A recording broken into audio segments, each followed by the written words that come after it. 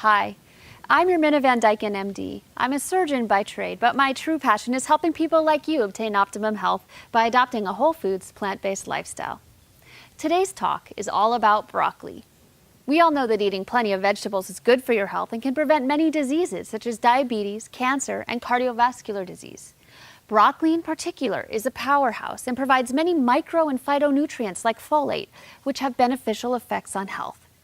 One family of phytochemicals that is present in cruciferous vegetables is known as glucosinolates. These have been reported to have anti-carcinogenic effects as well as improving risk factors for cardiovascular disease. How can we make sure we're getting the most phytochemicals from our broccoli? Are there any hacks we can use to make sure we get the best health benefits when eating our broccoli? Of course there are. Why else would I be doing this video?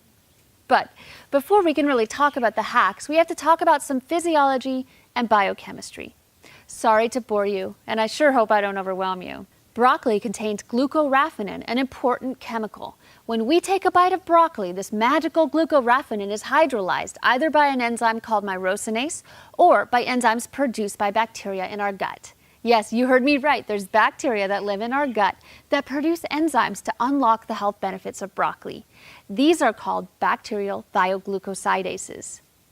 Think about the cells of broccoli, all being surrounded in little compartments. They're segregated from one another. Glucoraphanin lives in one little compartment. In another compartment next door lives myrosinase. The walls of segmentation need to come down in order for myrosinase to work its magic on glucoraphanin. So, that's the catch. Glucoraphanin and myrosinase are segregated. They live in different parts of the broccoli plant. The broccoli has to be chewed, cut, or blended in order to get them to mix together and work their magic. And on top of all that, myrosinase is super picky. It only works its magic at certain temperatures and pH levels, and only with the right amount of enzymatic cofactors and surroundings. As a result, we may not be getting all the sulforaphane we possibly can from eating broccoli all by itself. Myrosinase may not be living up to its full potential. You'd think there'd be some sort of hack, some sort of trick to squeeze more sulforaphane out of every piece of broccoli. Luckily, there is. And it's as simple as, drumroll please, brown mustard powder. Mustard has myrosinase, which acts on the broccoli, making sure we get all of the sulforaphane we can possibly get. A recent article published in the journal Molecular Nutrition and Food Research looked at sulforaphane availability in vivo, as in the human body. And as far as I'm aware, it's the first study to date to look at this.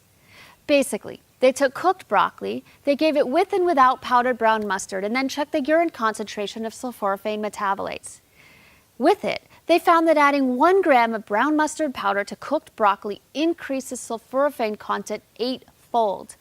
When they compared broccoli myrosinase and mustard myrosinase, they found that the myrosinase from mustard is much more robust and thermally stable.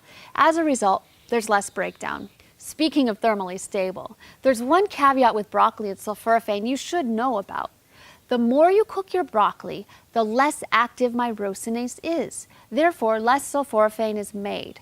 Cooking broccoli for 2 minutes led to a 40% loss in myrosinase activity. Cooking broccoli for 6 minutes led to a 90% loss of myrosinase activity.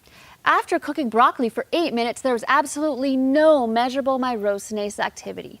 So, in summary, to get the most bang for your buck when eating broccoli, follow these strategies. Number 1, broccoli should be eaten either raw or very lightly cooked, or with mustard thrown all over it. Number 2, always chew your broccoli well to break down those walls of segregation and let myrosinase do its job. If you hate chewing, stick it in a blender or puree it or make a smoothie. Number 3, this is kind of bonus. If you're not into chewing or you have difficulty chewing your broccoli, or if you hate smoothies, I don't know anybody who does, soaking the broccoli in hot water like 37 degrees Celsius or 99 degrees Fahrenheit to be exact, for 90 minutes prior to stir-fry cooking will help improve sulforaphane production. That concludes all the super useful information I have for you today, guys.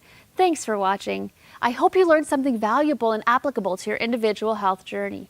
If you like this video, please give it a thumbs up. If you want to show us some real support, subscribe. We love hearing from you, so please comment below with your thoughts and questions on the material covered in this video. And let us know what health topics you want to learn more about. Until next time, aloha.